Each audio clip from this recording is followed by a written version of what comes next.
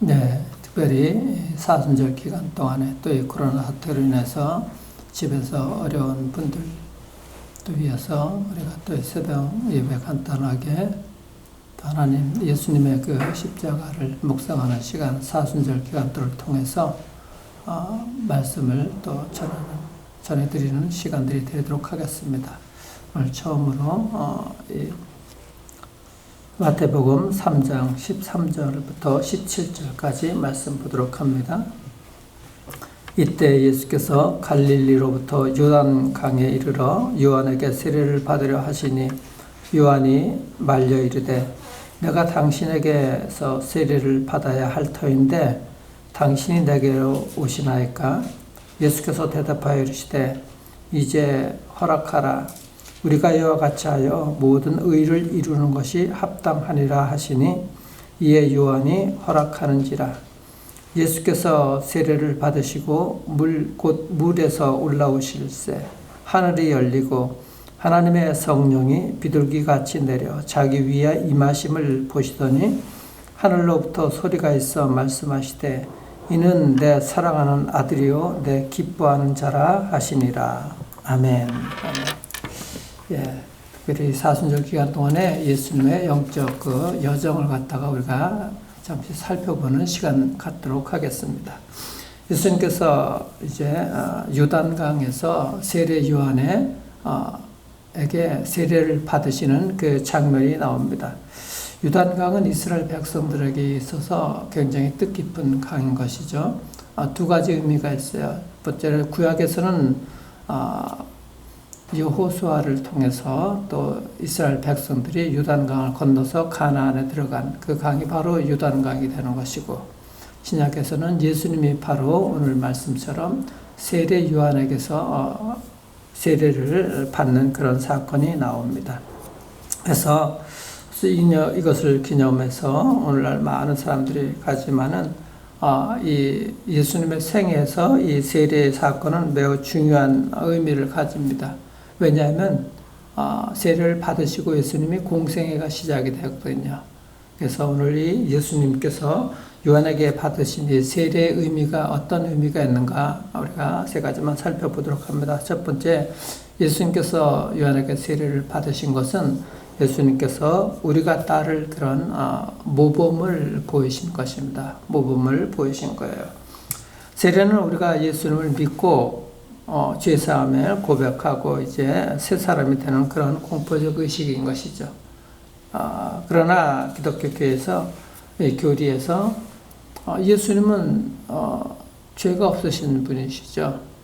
인간은 우리 모두는 죄가 있어서 세례를 통해서 죄를 고백하고 예수님의 십자가의 보혈의 은혜를 입고 죽었다가 다시 살아나는 것을 의미하지만 예수님이 세례를 받으신 것은 죄 없으신 분이 성령에 의해서 세례를 받으신 것입니다.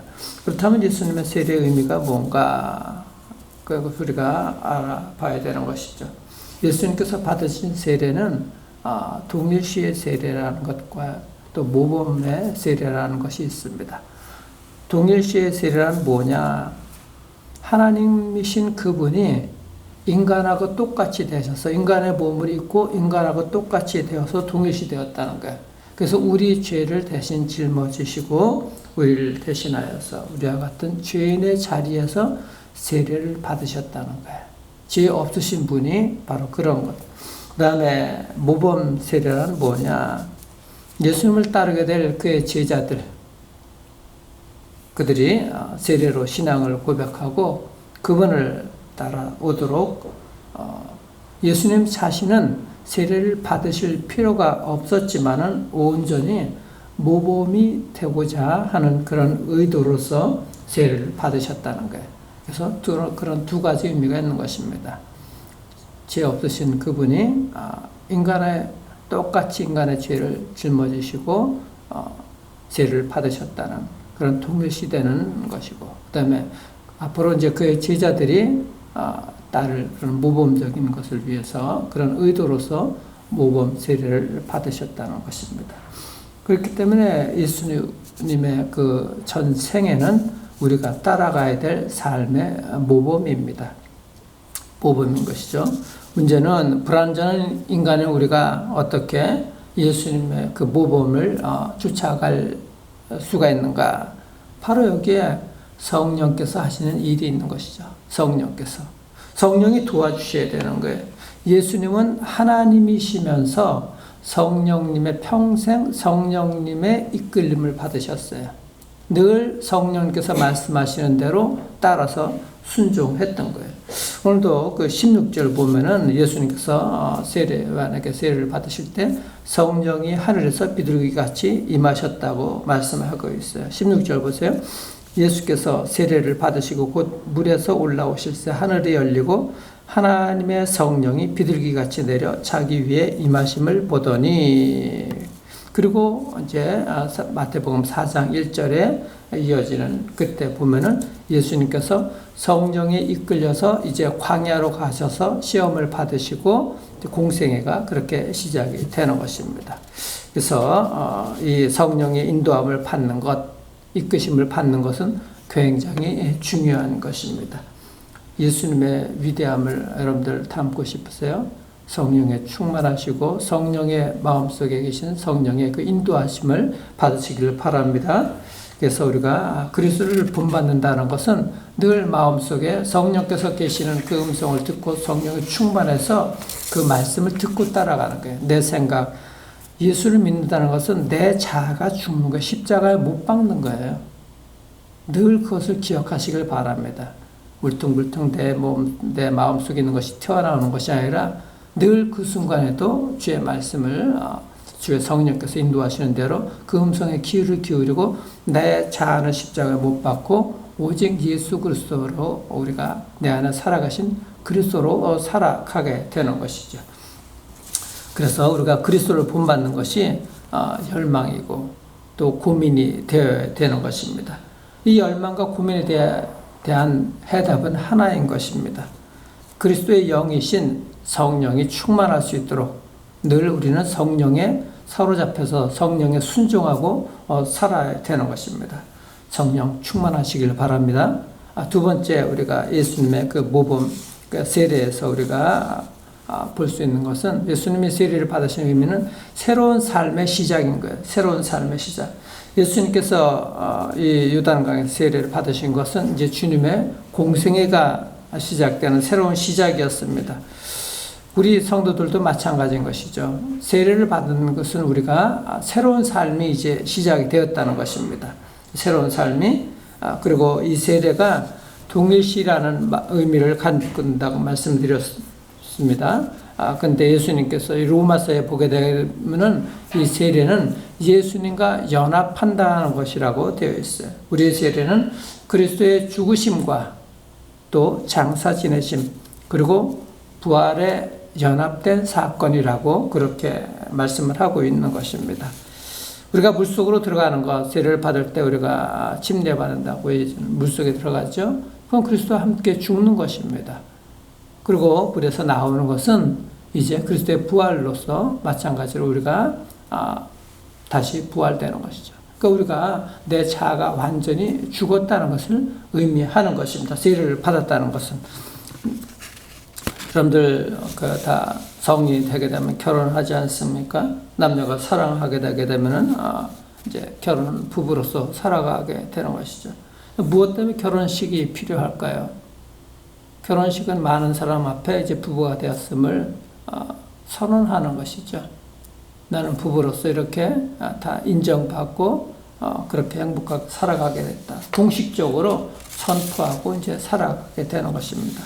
세례가 그런 것이죠. 성도로서 이제 공식적으로 예수님과 함께 삶을 시작하는 삶. 이제는 나의 자아는 완전히 죽고 예수의 그 부활 마찬가지로 우리도 살아서 이제 예수님과 함께 삶을 살아가게 된다라는 것을 선포하는 것입니다. 근데 모든 성도들이 세례를 받으셨는데도 불구하고 우리가 그렇지 못한 것은 여전히 내 자아가 살아있기 때문에 그런 것입니다. 성령이 충만해서 내 자아로 죽고 예수 그리스도 내 안에 살아계신 예수 그리스도로 우리가 삶을 살아가야 되는 것이죠. 그래서 죄 지을 일에 대해서는 우리가 반응이 없어야 되는 거예요. 내 자아가 죽었기 때문에. 그게 새로운 삶인 거예요. 그러니까 매일 새로운 삶을 우리가 살아갈 수 있도록 해야 되는 것입니다. 요즘 코로나 때문에 사회적 거리 두기 하지 않습니까? 주야도 거리를 둬야 되는 것이고, 대신 우리는 마음으로서는 모든 사람들에게 거리 두기를 해서는 안 되겠죠. 우리가 그렇게 바로 새 인생이 시작되는 삶, 여러분들이 특별히 어려운 시절에 정말 새로운 마음으로 시작할 수 있는 기회가 되기를 축복합니다. 마지막 세 번째, 우리가 예수님의 세례에서 볼 수 있는 것은 순종을 시작하셨다는 거예요. 순종의 시작을 보이신 것입니다. 예수님께서 이제 세례를 받으신 후에 공생애가 시작된다고 말씀을 드렸습니다. 그것은 인류의 대제사장으로서 이제 삶을 시작하신 거예요. 인류의 대제사장으로서 삶을 시작하신 것입니다. 히브리서 기자는 예수님이 우리에게 대제사장으로 오실 때 그것을 이제 증거하고 있는 것이죠. 예수님 자신이 그 제물이 되어서 십자가라는 제단에서 단번에 죽으신 게 바로 단번에 제사를 그렇게 드리심으로 우리의 죄를 속죄하시는 대제사장의 소명을 감당하셨다는 것입니다. 그러므로 예수님께서 이 요단강에서 받으신 이 세례는 바로 이 거룩한 구속 사역에 대한 순종을 뜻하는 것입니다. 그래서 마가복음 10장 45절에는 그렇게 말씀하시죠. 인자가 온 것은 섬김을 받으려 함이 아니라 도리어 섬기려 하고 자기 목숨을 많은 사람의 대속물로 주려 함이라. 그렇게 말씀하고 있는 것입니다. 그 소명을 순종하기 위해서 요단강에 몸을 잠그실 때 하나님이 기뻐하셨죠. 그래서 17절에 이는 내 사랑하는 아들이요 내 기뻐하는 자라 하시니라. 그렇게 말씀하셨습니다. 다만 우리에게도 이 세례는 이제 순종의 삶이 시작이 되어야 되는 것입니다. 예수를 믿은 이후에부터는 이제 우리가 성령님께 순종하고 예수의 말씀에 순종하고 하나님의 그 인도하심에 우리가 순종하고 살아가야 되는 것이죠. 물뿐만 아니라 성령으로 세례를 받아야 되죠. 물과 성령으로 세례를 받아야 되는 것입니다. 그 세례는 이제 예수님을 따르는 모든 사람들에게 위한 그런 따르기 시작한 사람들을 향한 주님의 명령이기 때문에 우리가 따라야 되는 거예요. 지상 명령이 무언가? 너희는 가서 모든 민족으로 제자를 삼아 아버지와 아들과 성령의 이름으로 세례를 베풀라. 그렇게 마태복음 28장에서 말씀하고 계시죠. 세례를 받아서 주변에 예수 믿지 않는 그들에게 세례를 베풀고, 그래서 아버지와 아들과 성령의 이름으로 세례를 베풀고 제자를 삼아 복음을 전파해서 하나님 나라를 확장시키는 일들, 우리 모두의 사명인 줄 믿습니다. 그리고 이 세례를 계기로 인해서 모두가 하나님 말씀에 순종해서 사는 그런 삶이 이제 시작이 되어야 되는 것입니다. 우리 모두도 각자의 십자가를 지고 이 사순절 기간에 정말 결단의 순종의 그런 삶을 기억하시길 바랍니다. 예수님께서 요단강에서 세례를 받으신 후에 이제 3년 후 겟세마네 동산에서 십자가에 못 박히십니다. 그때 그렇게 기도하시죠. 못 박히기 전날 아버지 할 수 있거든 이 잔을 내게서 지나가게 하옵소서. 그러나 내 뜻대로 마옵시고 아버지의 뜻대로 하옵소서. 이것이 바로 예수님의 고백의 기도였는데 하나님 아버지께 순종하는 기도였었어요. 힘들지만 예수 그리스도를 믿는 우리 모두 정말 이런 마음으로서 순종하는 마음으로서 삶을 살아가야겠습니다. 사순절 세 번째 주일이 지나가고 있어요. 특별히 사순절 기간 동안 주님의 제자로서 예수님을 닮아갈 뿐만 아니라 하나님 아버지의 뜻을 헤아리며 살아갈 수 있기를 바랍니다. 그리고 하나님 아버지께서 기뻐하시는 순종의 삶으로서 여러분들 복된 삶의 인생이 시작되기를 주의 이름으로 축원합니다. 기도하도록 합니다. 하나님 아버지 은혜와 사랑을 참으로 감사합니다. 이 40년 동안에 예수님의 여정을 기억하며 십자가의 의미를 묵상하는 귀한 시간들이 되기를 축복합니다. 주의 백성들 코로나 사태로 인해서 사업도 어렵고 무도가도 못하고 답답하고 우울증이 걸릴 정도로 힘든 삶이지만 우리나라뿐만 아니라 전 세계가 고통을 받고 있습니다. 하나님 뜻이 무엇인지 우리가 정말 뜻을 헤아려 기도하게 하시고 외로운 난간 진원을 붙들고 승리할 수 있도록 하나님의 축복하여 주시옵소서. 주님께서 그 말씀으로 우리를 인도해 주시고 그 말씀에 따라 순종하며 살아갈 수 있는 새로운 인생, 예수를 믿는다는 것은 새로운 삶입니다. 제2의 인생을 사는 것입니다. 분명하게 그것을 기억하게 하시고 늘 내 안에 계신 성령의 음성에 정말 순종해서 살아가는 복된 인생들 되게 하나님 축복하여 주시옵소서. 오늘도 말씀으로 승리하는 하루가 되게 인도하여 주실 줄을 믿사옵고 살아계신 우리 구주 예수님의 이름으로 기도드리옵나이다. 아멘. 하늘에 계신 우리 아버지여, 이름이 거룩히 여김을 받으시오며 나라의 마옵시며 뜻이 하늘에서 이루어진 것 같이 땅에서 이루어지이다. 오늘날 우리에게 일용할 양식을 주옵시고 우리가 우리에게 죄인 자 사하여 것 같이 우리의 죄를 사하여 주옵시고 우리를 시험에 들게 하지 마옵시며 다만 하나님께서 구하옵소서. 대개 나라와 권세와 영광이 아버지께 영원히 있사옵나이다. 아멘.